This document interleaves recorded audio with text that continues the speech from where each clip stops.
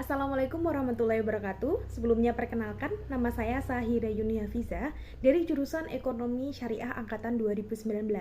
Di sini saya akan memenuhi tugas ujian komprehensif keprodian jurusan Ekonomi Syariah.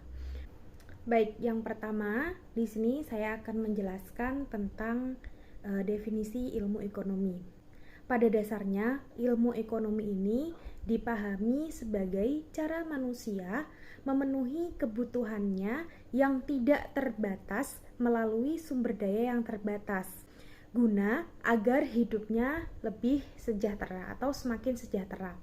Karena itu, ilmu ekonomi Islam ini didefinisikan sebagai ilmu yang mempelajari usaha manusia untuk mengalokasikan dan mengelola sumber daya guna untuk mencapai falah sesuai dengan prinsip-prinsip Al-Quran dan juga hadis. Yang selanjutnya yang perlu kita ketahui bahwasanya ekonomi syariah ini memiliki tujuan.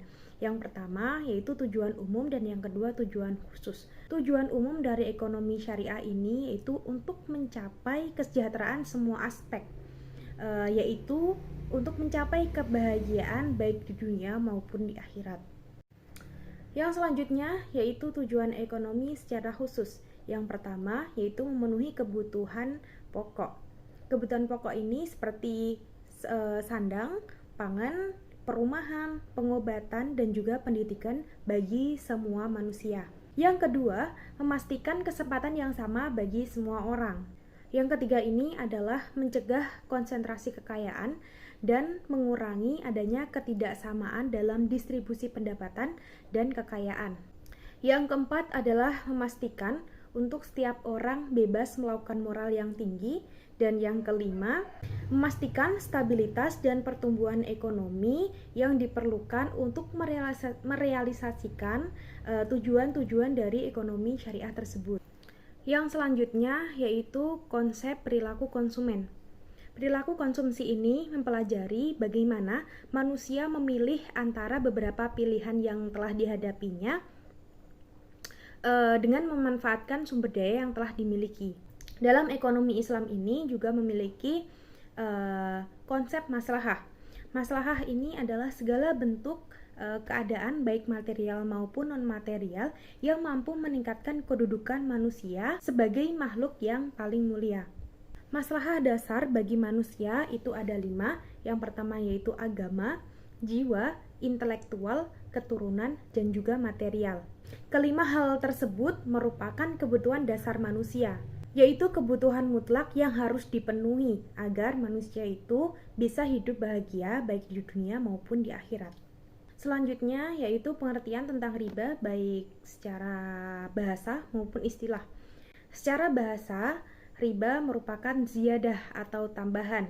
Dalam pengertian lain, secara linguistik, riba juga berarti tumbuh dan juga membesar. Sedangkan menurut istilah, riba berarti pengambilan tambahan dari harga pokok secara batil. Selanjutnya adalah perbedaan antara investasi dan juga perbungaan. Ada 2 perbedaan yang mendasari antara investasi dengan membungakan uang. Perbedaan tersebut dapat ditelaah dari definisi dan makna masing-masing. Investasi adalah kegiatan usaha yang mengandung resiko karena terdapat unsur ketidakpastian. Dengan demikian, perolehan kembaliannya ini tidak pasti dan juga tidak tetap. Sedangkan membungakan uang ini adalah kegiatan atau usaha yang minim resiko karena perolehan kembaliannya ini relatif pasti dan juga tetap.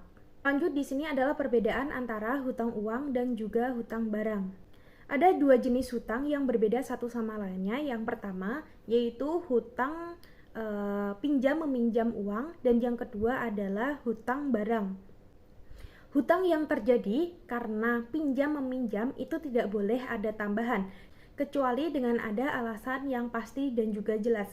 Contohnya buat biaya materai ataupun biaya notaris.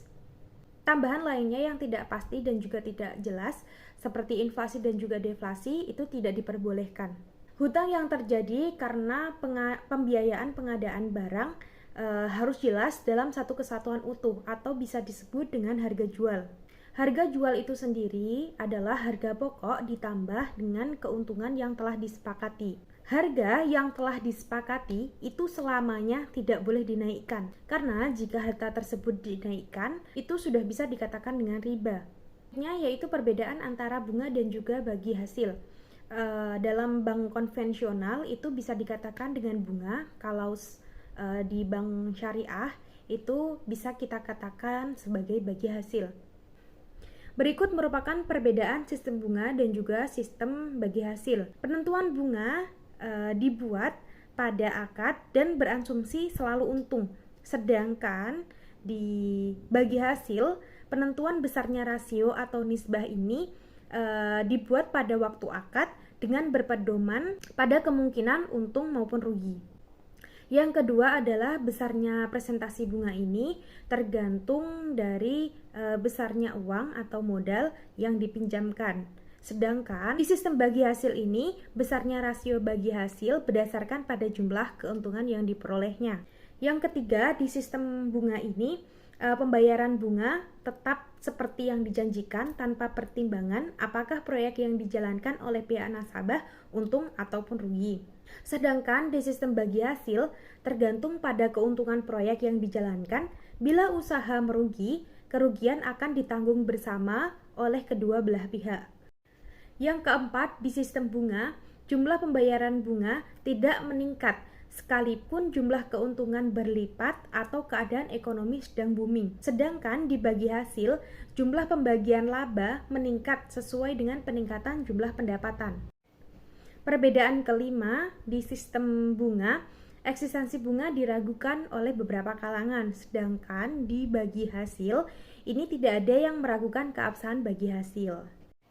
Sekian penjelasan dari saya. Jika ada kurang lebihnya, saya mohon maaf.